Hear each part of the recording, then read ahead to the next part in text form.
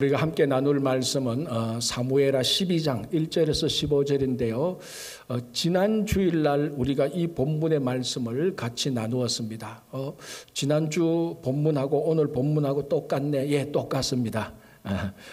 자, 지난 주일에는 이 말씀을 보면서 나단과 다윗 이 사이에서 일어나는 사건의 전개, 이게 일이 어떻게 전개되는가 그걸 보면서 우리가 좀 말씀을 나누었다면 오늘은 나단 선지자가 다윗 왕에게 찾아와서 그 잘못을 질책하는, 그 책망하는 그 내용, 그리고 회복되는 이 내용을 가지고 오늘 우리가 말씀을 함께 나누고자 합니다.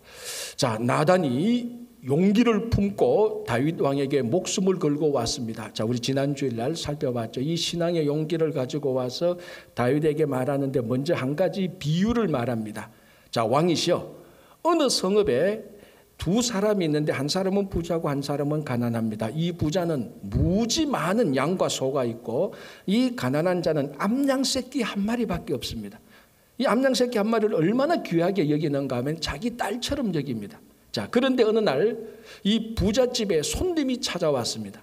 그래서 이 부자가 손님을 대접하기 위해서 양을 잡는데 이게 자기 집 많은 양 가운데서 한 마리를 잡지 않고 자기 이웃에 있는 그 가난한 사람 암양 새끼 한 마리밖에 없는 그 가난한 집에 찾아가서 그 암양을 빼앗아서 손님을 대접했습니다. 자, 이런 이제 말을 합니다.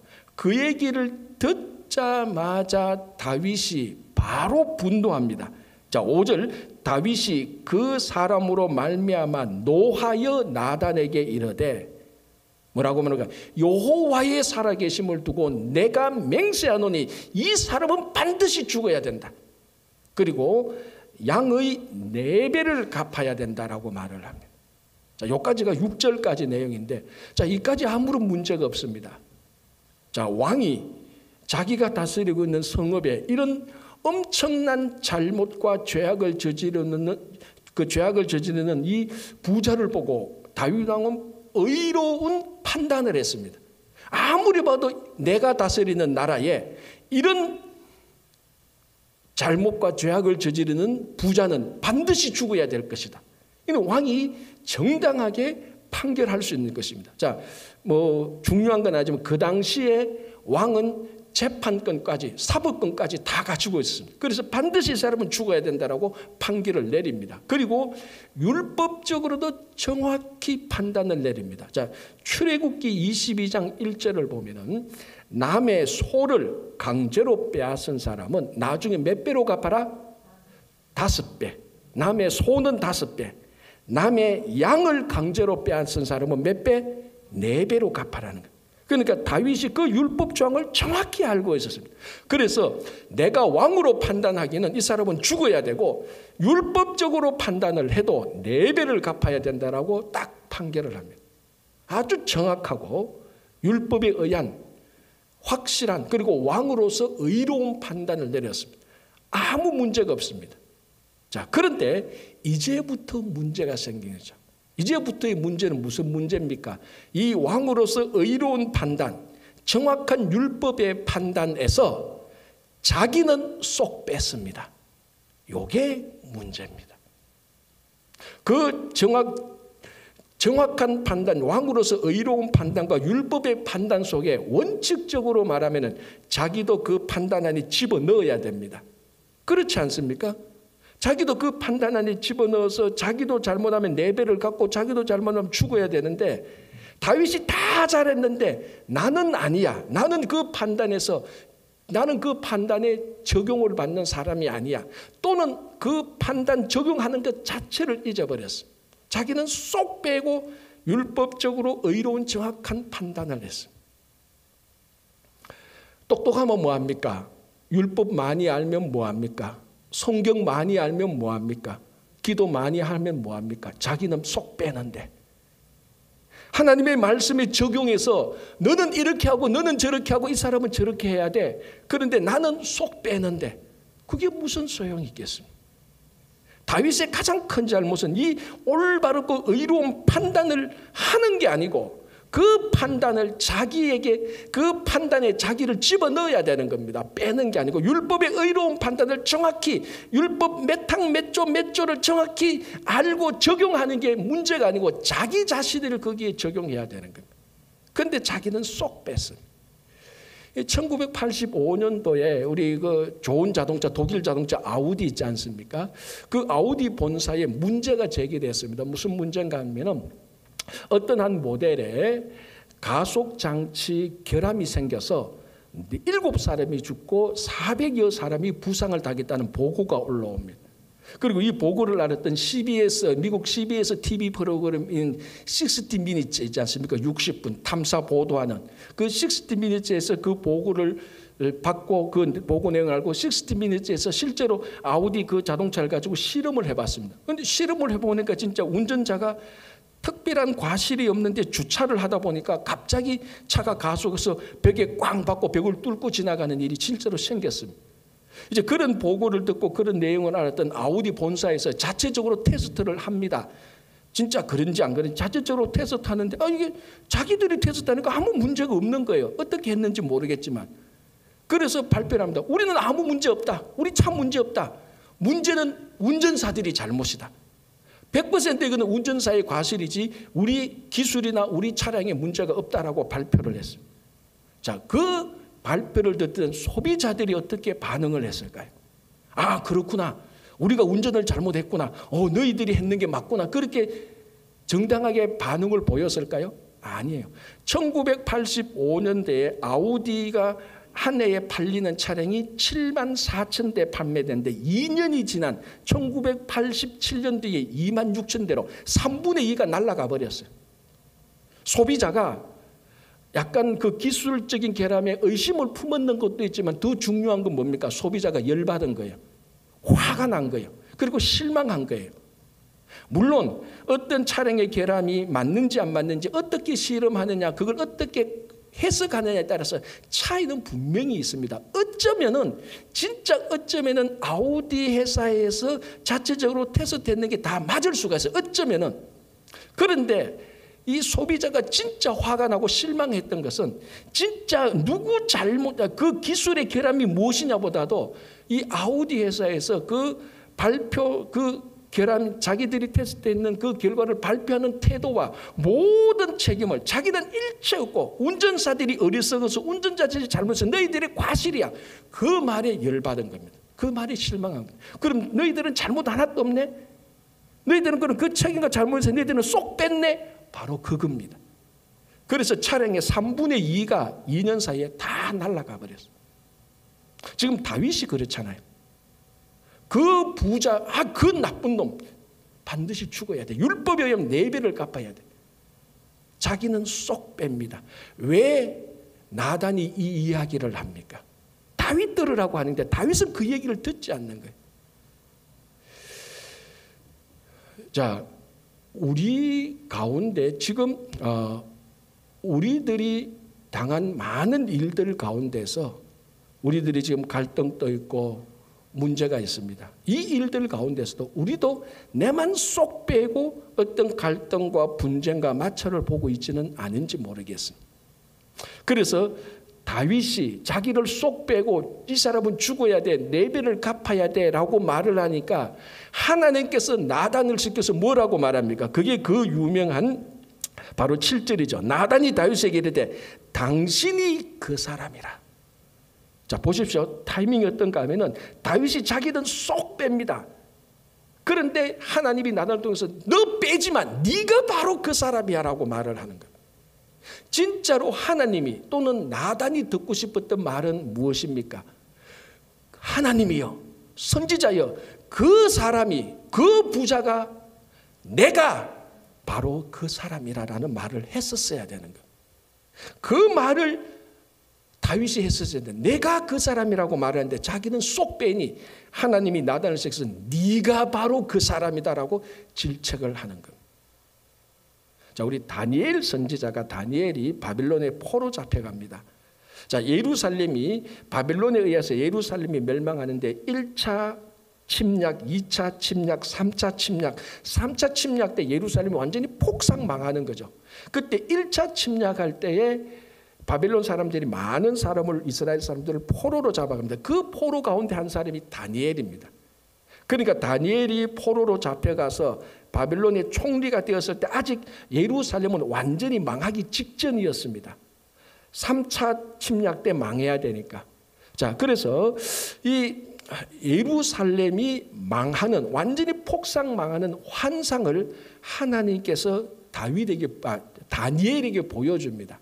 다니엘이 환상을 통하여서 예루살렘이 완전히 진멸하는 것을 보게 되는 것입니다. 자, 이것은 그리고 난 다음에 예레미야가 예언했던 것처럼 70년 후에 완전히 폭삭망했던 예루살렘이 회복될 것이라는 그 환상을 보면서 다니엘이 그 환상에서 깨어나서 어떻게 합니까?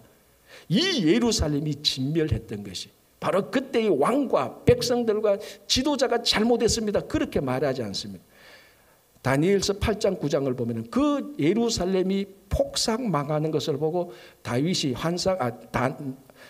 환상에서 깨어나서 옷을 갈아입습니다. 굵은 베옷으로 갈아입고 금식을 하게 됩니다.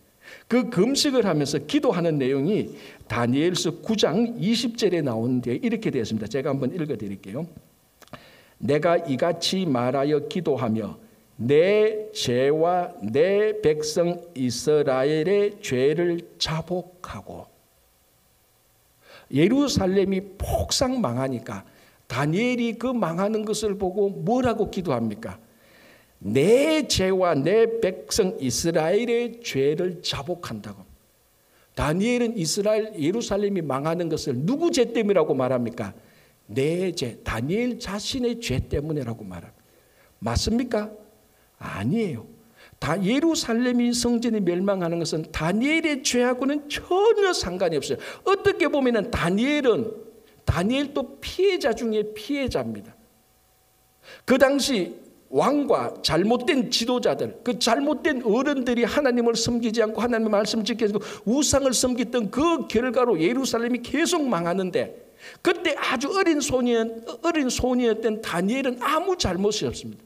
아무 잘못이 없는데 바벨론으로 포로 잡혀갑니다. 어떻게 보면은, 진짜 똑바로 보면 다니엘은 그 당시 잘못된 왕과 잘못된 정치 지도자들과 어른들의 잘못으로 인한 피해자입니다. 다니엘은 예루살렘이 망하는데 관여한 책임과 잘못이 전혀 없는 사람입니다. 그런데 예루살렘이 망할 때 다니엘은 뭐라고 말합니까? 내 죄로.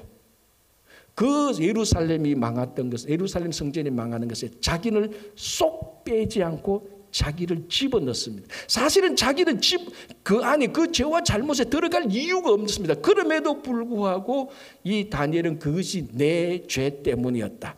성전이 무너진 그 이유는 바로 내 때문이었다라고 고백합니다. 다윗은 어떻습니까?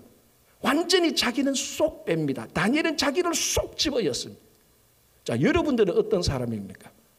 지금 여러분들의 문제들 얼마나 특별히 인간관계에 관한, 가정과 일터, 직장에서 갈등과 마찰과 분쟁과 얼마나 이런 일들이 다 있지 않습니까? 그런데 그 갈등과 문제와 마찰과 그 분열 속에 자기는 내가 쏙 빼고 혹시 그 문제를 바라보고 있지는 않습니까? 다윗처럼. 우리는 다윗처럼이 아니고 다니엘처럼 그 문제를 바라보고 갈등과 마찰을 바라봐야 되는 것입니다. 여러분, 대vik에 가면은, 대부분의 댁에 가면은 유리 창문과 유리 거울이 있습니다. 그렇죠. 다 유리인데 하나는 창문 유리고 하나는 거울 유리입니다. 창문을 통해서 밖에 있는 사람들을 우리는 투명하게 바라봅니다. 거울을 통해서, 거울 유리를 통해서는 투명하게 나를 바라보게 됩니다. 여러분, 갈등과 분쟁과 마찰을 바라보는 관점은 창문 유리를 통해서 다른 사람을 보는 것이 아니고 유리 거울을 통해서 나를 바라봐야 되는 것입니다. 다윗은 창문 유리를 통해서 다른 사람을 정확히 보고 있습니다. 그러나 다니엘은 유리 거울을 통해서 자기를 바라봅니다. 그래서 다윗은 이 모든 일은 너희들 잘못이야 라고 말을 하는데, 다니엘은 유리 거울을 통해서 자기를 보니까 자기 잘못이 아님에도 불구하고 내 잘못입니다, 내가 그 사람이다 라고 고백을 하고 있는 것입니다. 여러분, 그래서 오늘 댁에 가시면 여러분 거울에 매직으로 딱 써놓으십시오. 내가 그 사람이다. 적어놓으십시오. 그래 거울 볼 때마다 이 모든 일의 문제는 내가 바로 그 사람이다. 그러면은 그 분쟁과 마찰과 갈등의 실마리가 풀리기 시작하는 것입니다. 자, 하나님 말씀 다시 보겠습니다. 7절 8절 제가 다시 한번 볼게요. 이렇게 되어 있습니다. 나단이 다윗에게 이르되 당신이 그 사람이라. 이스라엘의 하나님 여호와께서 이와 같이 이르시기를 내가 너를 이스라엘의 왕으로 기름 붓기 위하여 너를 사울의 손에서 구원하고 내 주인의 집을 너에게 주고 내 주인의 아내들과 내 품에 두고 이스라엘과 유다 족속을 내게 맡겼느니라. 만일 그것이 부족하였을 것 같으면 내가 내게 이것저것을 더 주었으리라. 그러한데 어찌하여 내가 여호와의 말씀을 업신여기고 9절 여호와의 말씀을 업신여기고 누가? 다윗이. 10절 이제 내가 나를 업신여기고 누가? 다윗이 하나님을 업신여기고. 자, 9절 10절에 다윗이 하나님의 말씀을 업신여겼고 10절에서는 다윗이 하나님을 업신여겼습니다. 나단이 보기에는 다윗의 이 스캔들의 시작과 중간과 진행과 끝의 가장 중요한 이유는 다윗이 하나님의 말씀을 업신여겼기 때문이라고 진단을 내리고 있습니다. 다른 말로 하면 다윗이 하나님의 말씀을 업신여겼다. 즉 하나님의 말씀을 업신여겼다는 것은 하나님 자체를 업신여겼다는 말하고 동일한 것입니다. 자, 우리가 역사 드라마를 보면은 왕궁에서 나온 사람이 어명이요라고 말하면 어떡합니까? 그 집에 가서 어명이요라고 말하면 그 집에 나온 사람들이 다 나와서 어떡합니까? 자, 어명 말해봐라 그럽니까? 다 무릎을 꿇습니다. 그런데 어명을 가지고 온 그 관리가 비록 하급 관리라 할지라도 그 집에 있는 그 집의 어른들이 훨씬 더 계급이 높다 할지라도 어명 앞에서는 다 무릎을 꿇고 어명을 듣습니다. 왜? 어명이 왕의 명령이 왕 자체이기 때문에 그렇습니다. 말씀은 그 사람하고 똑같습니다. 그래서 여러분들이 무슨 말을 하는데 다른 사람이 그 말을 안 듣고 리스판스 반응 안 하면은 기분이 좋습니까? 나쁘죠. 그리고 내가 상급자고 내 하급자에게 무슨 오다를 내는데 안 듣는다. 기분이 나쁘죠. 왜 기분이 나쁩니까? 내 말을 안 듣는데 왜 기분이 나쁩니까? 그건 나를 무시하기 때문에 그렇습니다. 오늘 나단 선지자는 다윗에게 말합니다. 당신이 하나님의 말씀을 업신여겼다. 그리고 바로 말하기를 당신이 하나님을 업신여겼기 때문에 이 다윗의 이 스캔들이 진행되고 이 모양 이까지 왔다라고 말을 합니다. 여러분 다윗 앞에 왕 사울이 왜 하나님께 버림받은 줄 아십니까? 사울이 하나님께 버림받은 결정적인 사건이 무슨 사건입니까? 아말렉 사건 아닙니까? 자, 우리가 이미 작년에 사무엘상 15장을 통해서 봤습니다. 간단하게 말하면 이렇죠. 사무엘 선지자가 사울 왕에게 와서 아말렉과의 전쟁할 때 하나님께서 도와주고 다 해줄 테고 아말렉을 이길 테니 아말렉에 관련된 것은 일체 손대지 말고 다 태워서 없애버려요. 그런데 실제로 사울 왕이 어떻게 합니까? 아말렉 왕 아각을 살려둡니다. 그 살려두면 안 됩니다. 죽여야 되는데 살려두고 그 아말렉 사람들의 좋은 양과 소를 따로 자기 진영으로 가지고 옵니다. 그래서 사무엘 선지자가 사울 진영을 방문할 때 양과 소의 소리를 듣고 왕이시여 이게 무슨 말입니까? 이게 무슨 소리입니까? 저 전부 다 아말렉에서 가져온 것 아닙니까? 그러니까 사울이 뭐라고 말합니까? 백성들 핑계 대잖아요. 내가 다 죽이려고 했는데 저 백성들이 하나님께 좋은 제사를 드리려고 하나님께 제사 잘 드리려고 양과 소의 좋은 것을 가지고 왔어. 그때 이제 사무엘 선지자가 뭐라고 말합니까? 그 유명한 말씀 왕이시여 순종이 기름보다 순종이 제사보다 낫고 듣는 것이 순양의 기름보다 낫습니다. 너무나 잘 아는 말이죠. 그러나 더 중요한 말은 바로 그 다음 구절에 있습니다. 뭐라고 말합니까? 사울이 이어서 왕이시여 당신이 하나님의 말씀을 버렸으므로 하나님이 당신을 버립니다. 2번이나 반복해서 말합니다. 이게 사울이 하나님으로부터 버림받는 결정적인 사건입니다. 사울이 뭘 버렸습니까? 하나님의 말씀을 버렸어요. 무슨 말씀? 아말렉을 다 진멸하고 하나도 가져오지 말라는 그 말씀을 업신여겨 버렸습니다. 그 말씀에 순종하지 않고 버렸습니다. 그걸 사무엘 선지자는 하나님의 말씀을 버린 것을 하나님을 버렸다는 것하고 똑같이 취급합니다. 당신이 하나님을 버렸으니 이제는 하나님이 당신을 버릴 겁니다라고 말합니다. 그때부터 사울은 이제 하나님부터 버림을 받게 되는 겁니다. 다윗도 똑같습니다. 다윗이 실제적으로 버린 하나님의 말씀이 뭡니까? 십계명 아닙니까? 살인하지 말라. 살인했지요. 우리아를 죽였죠. 간음하지 말라. 도적질만 내 이웃의 아내를 탐내지 말라. 전부 다 다윗이 하나님의 말씀을 업신여겨 버렸습니다. 그건 하나님을 업신여긴 것하고 마찬가지입니다. 자, 오늘 이 자리에 모이신 분들 가운데 한 명도 하나님을 무시하거나 하나님을 버리는 사람은 없을 겁니다. 그렇죠. 하나님을 버리는 사람이 어떻게 이 자리에 와서 예배를 드리겠습니까? 하나님을 무시하고 하나님을 업신여기는 사람이 어떻게 이 자리에 와서 예배를 드리겠습니까? 그러나 우리가 말씀을 버릴 때, 쉽게 말하면 말씀에 순종하지 않을 때 하나님은 어떻게 느끼는가 하면은 우리가 말씀을 순종하지 않을 때 하나님은 하나님을 버린다라고 하나님은 판단을 하는 겁니다. 나중에 갈 때 나는 하나님을 한 번도 버리지 않았습니다라고 말할 때 하나님은 하나님의 말씀에 불순종할 때마다 하나님은 버림을 받았다라고 그렇게 말씀하실 것입니다. 그렇다면 우리 지난 한 주간에 얼마나 많이 하나님을 버렸는지 모릅니다. 아니, 목사님 하나님은 절대로 안 버려요. 다른 건 다 버려도 하나님은 절대로 안 버려요. 천만의 말씀. 우리가 하나님의 말씀을 순종 안 할 때마다, 하나님의 말씀을 불순종할 때마다 하나님은 버림을 당하게 되는 것입니다.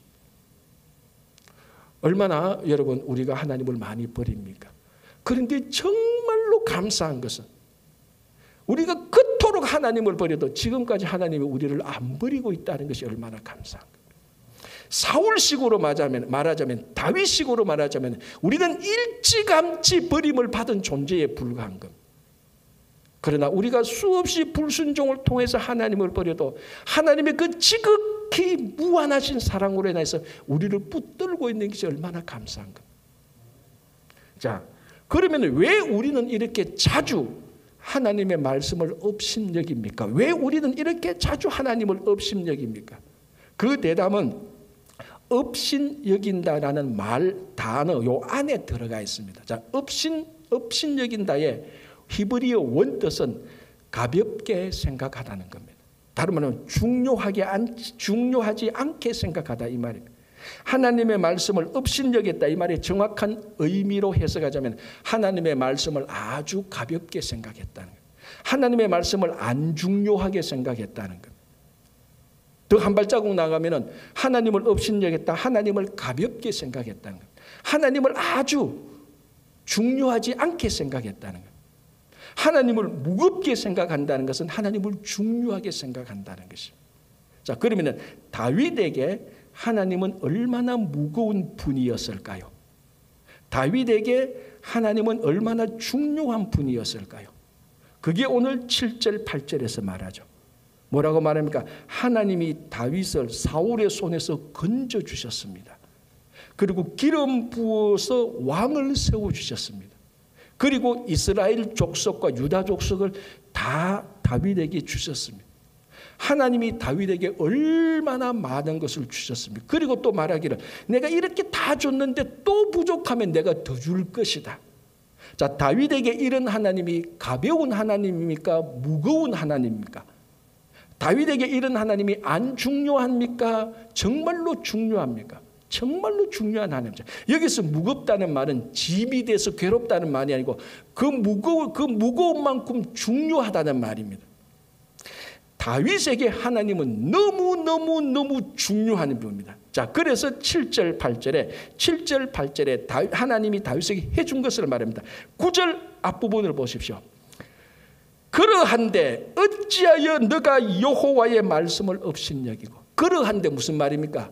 하나님이 다윗에게 다 주었는데 하나님이 다윗에게 이만큼 무거운데 너는 어떻게 하나님의 말씀을 업신여기고 하나님의 말씀을 어떻게 가볍게 여기냐는 거예요.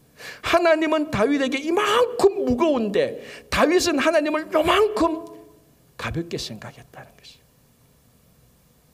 하나님은 다윗에게 다 주었는데 너무나 중요한데 다윗이 하나님을 안 중요하게 생각했다는 거예요. 그래서 하나님의 말씀을 안 중요하게 생각하니 가볍게 여기니 간음을 하고 도적질하고 이웃의 아내를 탐내고 살인을 하게 된 것입니다. 물론 이 사건에 한했었지만 우리가 왜 하나님의 말씀을 쉽게 업신여깁니까? 하나님의 말씀을 가볍게 생각하니, 하나님을 가볍게 생각하니 쉽게 여깁니다. 깃털처럼 가벼우니 쉽게 우리가 던져버리는 것입니다.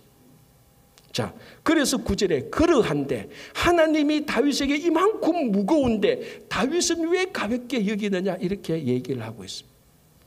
이게 다윗 이야기입니까? 우리 이야기 아닙니까? 하나님이 우리에게 자기 독생자를 주셨는데 그러한데 우리는 하나님께서 주신 독생자 예수 그리스도를 통한 하나님의 사랑을 너무나 가볍게 여깁니다. 하나님의 말씀을 너무나 가볍게 여깁니다. 내가 어떤 일을 결정하게 될 때에 하나님의 말씀은 그저 참고용입니다. 듣기에 좋으면 오케이, 듣기에 좀 기분 나쁘면 그냥 참고 옆으로 싹 제껴놓고. 왜? 가볍게 여기니까, 가벼우니까. 실제로 하나님이 가벼운 게 아니고 하나님은 독생자를 우리에게 주셨는데 우리도 다윗처럼 똑같이 12장 9절 앞에 그러한데 어찌하여 우리가 하나님을 가볍게 여기고 있는지. 정말 우리가 하나님을 중요하게 여긴다, 무겁게 여긴다면 하나님의 말씀을 불순종할 수가 없는 것입니다. 인도로 가는 그 배의 선장은 영국 크리스찬이었습니다. 그리고 그 배에 마침 모슬렘 말레이시아 부자 상인이 타고 있었어요. 한참 가다가 이 부자 상인이, 말레이시아 모슬렘 부자 상인이 이 선장에 와서 성경을 좀 달라고 말했습니다. 그러니까 이 선장이 기분이 좋았어요. 왜? 예수를 믿으려고? 너 이거 성경 읽지도 못하는데 내가 좀 해석해 줄까 하니까 이 말레이시아 부자 상인이 아니, 예수를 믿으려고 하니까 내가 성경을 긴히 쓸 때가 있다. 필요하다 달라 그랬어요. 너 이거 읽지도 못할 건데 하니까 그래도 필요하대. 그래서 선장이 물었습니다.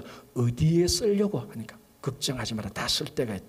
말해봐 하니까 내가 인도에 가면은 영국 크리스찬들이 많고 그 영국 사람들하고 비즈니스를 해야 되는데 누구하고 비즈니스 해야 될지를 알지를 못한다는 거예요. 누가 신뢰를, 어떤 사람을 신뢰를 해야 될지, 어떤 사람이 사기꾼인지, 어떤 사람은 진짜 충실한 사람인지 자기가 알 수가 없다는 거예요.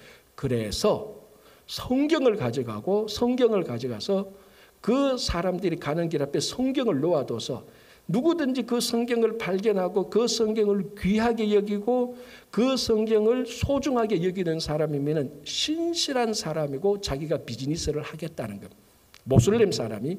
그리고 반대로 성경을 발견하고 성경을 무시하거나 이 성경이 왜 여기 있어? 왜 이런 책이 여기 있어? 누가 떨어뜨려서 하고 무시하고 던져버리거나 그 성경을 중요하게 여기지 않는 사람이라면 자기는 그 사람을 신뢰할 수 없고 비즈니스를 할 수 없겠다. 그래서 그 판단용으로 이 사람이 진짜 성경 말씀을 소중하게 여기는지 무겁게 여기는지, 그러면 이 사람은 신뢰할 수 있는 사람이고 성경 하나님의 말씀을 가볍게 여기고 무시하는 사람이면 신뢰할 수 없는 사람의 판단용으로 모슬렘 사람이 성경이 필요하다는 것. 얼마나 중요한 신앙의 통찰력입니까? 이 사람이 크리스찬이 아닙니다. 모슬렘 사람입니다. 자기가, 모슬렘 사람이 판단하기를 자기가 믿고 있는 신의 말씀을 중요하게 생각하고 무겁게 생각하는 사람에는 그 사람은 자기는 신뢰할 수 있어서 비즈니스를 할 수 있다는 겁니다. 자기가 믿고 있는 그 신의 말씀을 무시하고 불평하고 한쪽으로 툭 던지는 사람은 그 사람을 자기도 믿을 수 없다는 겁니다. 신뢰할 수 없어 비즈니스 할 수 없다는 겁니다. 여러분, 정말 우리가 하나님의 말씀을 우리가 중요하게 무겁게 여긴다면 우리는 매일매일 하나님의 말씀에 순종할 수 있습니다. 왜 나는 하나님의 말씀을 순종하지 못할까? 내 의지가 약할까? 내가 성경 공부를 못했을까? 아닙니다. 하나님의 말씀을 무겁게 안 여기기 때문에 하나님의 그 사랑, 독생자 예수 그리스도를 내게 주신 그 사랑이 아직도 우리는 가볍게 생각하니 말씀을 지킬 신앙의 결단이, 용기가 생기지 않는 것입니다. 그래서 여러분, 하나님을 버리지 마십시오. 다시 말하면 매일매일 말씀에 순종하십시오. 그러면 하나님을 버리지 않는 사람이 되는 것입니다. 하나님이 그러면 여러분들을 절대로 버리지 않을 것입니다. 13절 14절 볼게요. 다윗이 나단에게 이르되 내가 여호와께 죄를 범하였노라 하매 나단이 다윗에게 말하되 여호와께서도 당신의 죄를 사하셨나니 당신이 죽지 아니하려니와. 자, 먼저 13절 보겠습니다. 자, 나단이 다윗의 죄를 질책했습니다. 그러니까 다윗이 자기를 쏙 뺍니다. 그러니까 나단이 쏙 집어였습니다. 당신이 그 사람이 하고 그 죄와 잘못과 책임에 나단이 다윗을 집어넣으니 그제서야 다윗이 자기 잘못을 깨닫게 됩니다. 그래서 우리가 지난주에 살펴본 대로 다윗은 구참 변명, 합리와 핑계 없이 그대로 고백합니다. 내가 여호와께 죄를 범하였나이다. 자, 우리가 앞에서 했던 말의 방식으로 말하자면 뭐라고 말합니까? 내가 그 사람이었구나. 내가 그 사람이다. 내가 그 부자 상인이었고 내가 죽을 사람이었구나라고 이제야 고백합니다. 그런데 이게 확 그 고백, 내가 그 사람이다, 내가 여호와께 죄를 범했다는 그 고백, 죄의 고백과 회개가 생기자마자 분위기가 확 바뀝니다. 뭐라고 말합니까? 당신의 죄를 사했으니 이젠 당신이 죽지 아니할 것이다. 그러면 요 앞까지는 다윗은 어떤 사람이었습니까? 다윗은 반드시 죽을 사람이었습니다. 왜? 다윗 자기가 자기 스스로 말했잖아요. 그 부자 상인, 옆집에 새끼 암양을 빼앗은 사람 반드시 죽을 것이다. 우리말로 하면 내가 왕인데 내가 반드시 죽일 것이라고 말. 알고 보니 그 사람이 자기였어요. 죽을 수밖에 없는 사람입니다. 그리고 민수기 35장을 보면 도피성 제도가 나오는데 그 도피성은 뭡니까? 부지간에, 그러니까 고의가 없는 실수로 사람을 죽인 사람을 살려주는 제도입니다. 그렇게 말을 하면서 무슨 말씀이 나오는 건 민수기 35장 31절을 보면은 그러나 고의적으로 사람을 살인한 사람은 도피성에 들어오지 못하고 이 사람은 피해 복수를 받아야 된다고 말합니다. 즉 무슨 말인가 하면은 고의적으로 사람을 죽인 사람은 율법에 의하여서 자기도 죽어야 된다는 것. 다윗은 살 사람입니까? 죽을 사람입니까? 반드시 죽을 사람이에요. 자기도 이 사람은 죽여야 된다고 말했는데 보니까 바로 자기예요. 여호와의 살아계심을 두고 맹세하노니 이 인간은 죽어야 돼. 그 인간 누구? 다윗, 너 죽어야 돼. 율법에 보면은 당신은 고의적으로 우리야를 살해해서 당신은 죽어야 돼. 다윗은 죽음을 면할 길이 없었습니다.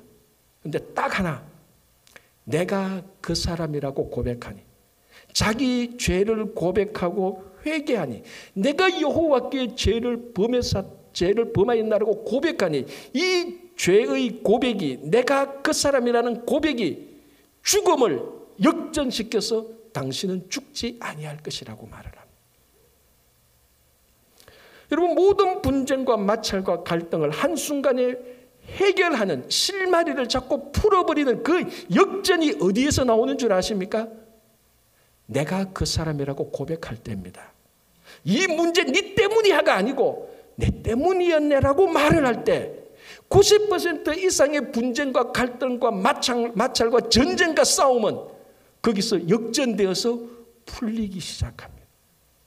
그걸 안 하니, 내가 그 사람이라고 말을 안 하니 계속해서 분쟁은 더 커지고 싸움이 되고 전쟁이 되고 사람을 죽이게 되는 겁니다. 그래서 오늘 딱 한마디, 내가 그 사람이다, 내가 여호와께 죄를 범하였나 말이 떨어지자마자 하나님은 나단을 시켜서 말합니다. 당신은 죽지 아니할 것이다. 완전히 한순간에 역전되는 겁니다. 여러분, 지금 우리 삶을 역전시키고 싶은 사람들이 얼마나 많습니까? 직장에 나가서 또는 가정에서 또는 교회에서 또는 우리가 살아가는 삶의 현장에서 이것 얽히고 저것 얽히고 이것 깨지고 저것 부서지고 저것 넘어지고 저것 다 망했는데 막 실타리처럼 얽혀 있는데 이것 좀 역전시켜 풀어야 되는데 왜 안 풀립니까? 한마디만 하면 됩니다. 내가 그 사람이었네. 내가 하나님께 죄를 범했네. 내가 하나님께 고백하고 회개할 때 그때 역전이 일어나서 그 모든 일들이 풀리기 시작합니다. 자, 여기에서 끝나는 게 아니고 한마디 나단이 중요한 말을 하죠. 14절 이 일로 말미암아 여호와의 원수가 크게 비방할 거리를 얻게 하였으니 당신이 낳은 아이가 반드시 죽으리이다. 이 아이는 다윗과 바세바 사이에서 잉태한 아이, 이제 곧 태어날 아이, 아직 태어나지 않은 곧 태어날 아이가 죽게 될 것이다. 왜? 자, 다윗이 죄 용서함을 받았습니다. 그러나 죄 용서함을 받았지만 죄의 삭은 사망입니다. 그 사망은 아직 남았어요. 이 사망이 어디로 넘어가는가? 태어날 죄 없는 아이에게 넘어서 죄 없는 아이에게 들어가서 죄가 전가되어서 이 아이가 대신 희생당하여서 죽게 됩니다. 죄의 삭은 사망인 것처럼 이 아이가 죽게 됩니다.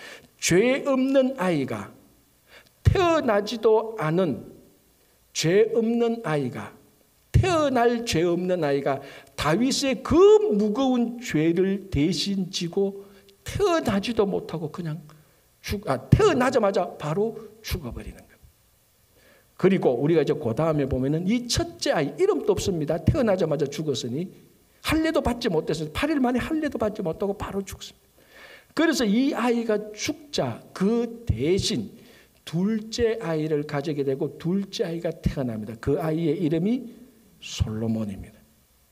첫째 아이의 죽음과 희생을 보상하는, 그것을 채워주는, 메워주는, 첫째 아이의 죽음과 희생을 회복시켜주는 둘째 아이가 태어났는데 그 아이가 솔로몬이고 이 솔로몬이 나중에 다윗의 왕자를 이어가는 왕이 됩니다.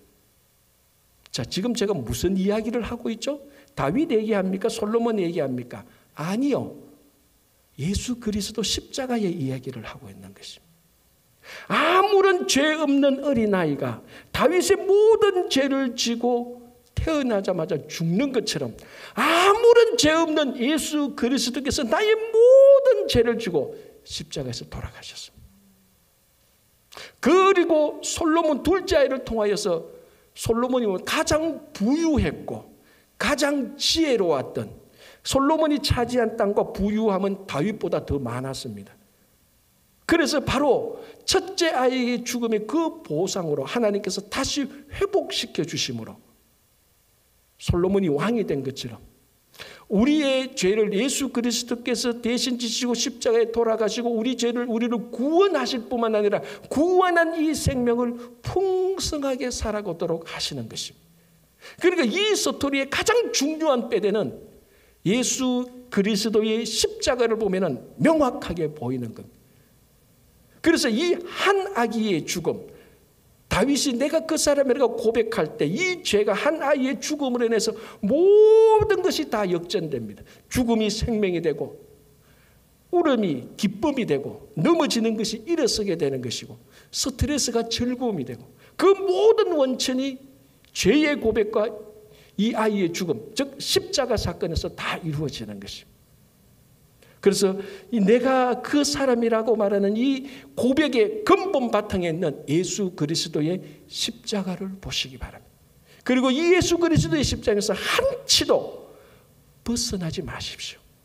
예수 그리스도의 십자가에서 매일매일 내가 그 사람이라고 고백할 때마다 여러분이 빠져있는 분쟁과 갈등과 마찰과 모든 문제는 한순간에 역전되기 시작할 것입니다. 그래서 오늘부터 여러분들의 삶이 십자가로 역전되시기를 간절히 기원합니다. 기도하겠습니다.